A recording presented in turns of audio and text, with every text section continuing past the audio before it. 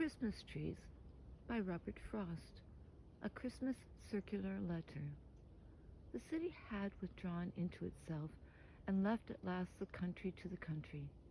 When, between whirls of snow not come to lie and whirls of foliage not yet laid, there drove a stranger to our yard who looked the city, yet did in country fashion, and that there he sat and waited till he drew us out of buttoning coats to ask him who he was. He proved to be the city come again, to look for something it had left behind and could not do without and keep its Christmas. He asked if I would sell my Christmas trees, my woods, the young fir balsams, like a place where houses all our churches and has spires. I hadn't thought of them as Christmas trees. I doubt if I was tempted for a moment to sell them off their feet to go in cars and leave the slope behind the house all bare, where the sun shines now no warmer than the moon.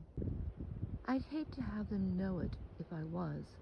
Yet, more I'd hate to hold my trees except as others hold theirs or refuse for them, beyond the time of profitable growth. Trial by market everything must come to. I dallied so much with the thought of selling, then, whether from mistaken courtesy and fear of seeming short of speech, or whether from hope of hearing good what was mine, I said, there aren't enough to be worthwhile. I could soon tell how many they would cut. You let me look. You could look, but don't expect I'm going to let you have them. Pasture they spring in, some in clumps too close, that lop each other of boughs, but not a few quite solitary and having equal boughs, all round and round. The latter he nodded, yes, to, or paused to say beneath some lovelier one, with a buyer's moderation, that would do.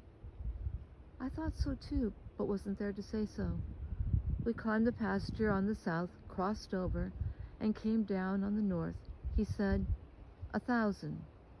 1,000 Christmas trees? At what a piece? He felt some need of softening that to me.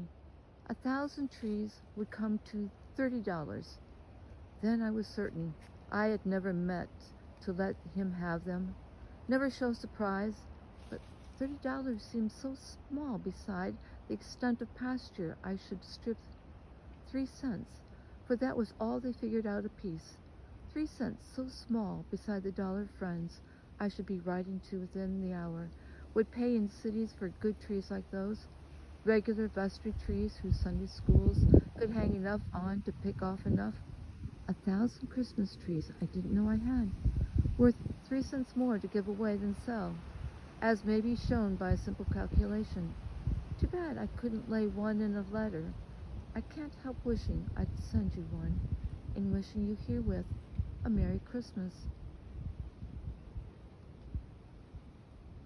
Christmas Trees by Robert Frost. A Christmas Circular Letter.